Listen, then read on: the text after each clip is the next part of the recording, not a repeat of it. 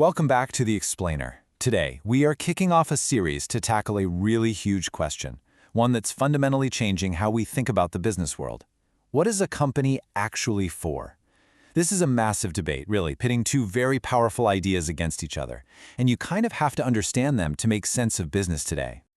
All right, before we really dive in, just a quick heads up. This is the first part of a 10-part series, and it's all based on a really comprehensive research report by Virtualization Options LLC.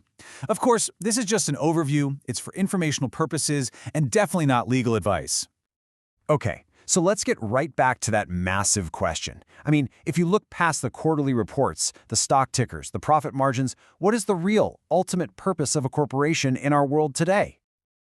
For the longest time, we're talking most of the 20th century, the answer to that question was incredibly simple, very direct.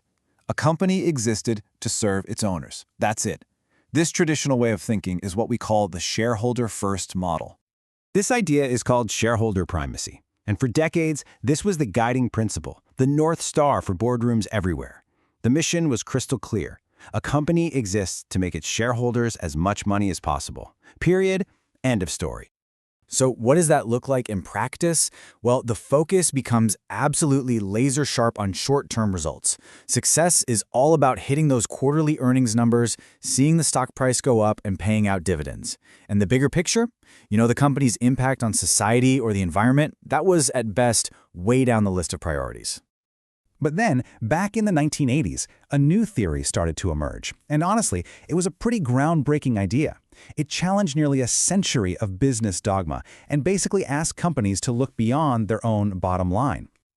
This idea was really pioneered by a philosopher named R. Edward Freeman. And his whole argument was that businesses just don't operate in a vacuum. He said that for a company to truly succeed in the long run, it couldn't just focus on shareholders. It had to create value for a whole bunch of different groups all at the same time. And that right there is the heart of what we now call the stakeholder model. It's like switching from a telescope focused on one single star to a super wide-angle lens. It argues a company's responsibility extends to everyone and everything affected by what it does. So who are these stakeholders we're talking about? Well, it's a really broad, interconnected web. We're talking about the employees who work there, the customers who buy the products, the suppliers, the communities where the company operates, even the natural environment itself. And hey, look, shareholders are still on the list. The point isn't to forget them. It's just that their interests aren't the only ones that count anymore. When you actually put these two models side by side, the difference is it's night and day. The main goal shifts from just making money for one group to balancing the needs of many. The time frame blows up from just worrying about the next 3 months to thinking about long-term sustainability.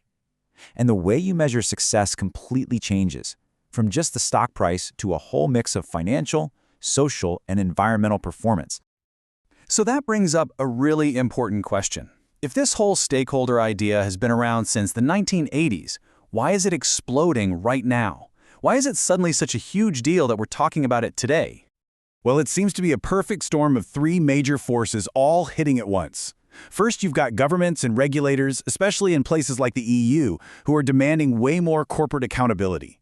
Second, investors themselves are starting to look at what's called ESG, environmental, social, and governance factors to judge a company's health. And third, and maybe most importantly, society as a whole just expects more from companies these days. So here's the real takeaway. What used to be seen as a kind of progressive, maybe optional, nice-to-have ethical stance, well, it's rapidly becoming a strategic and, in many cases, a legal necessity. This is no longer some fringe idea. It's on its way to becoming the new global standard for how to do business. And this huge shift isn't just for CEOs and boardrooms. It really changes the game for all of us, as customers, as employees, as citizens. It changes what we can and should demand from companies. So I'll leave you with this to chew on until next time.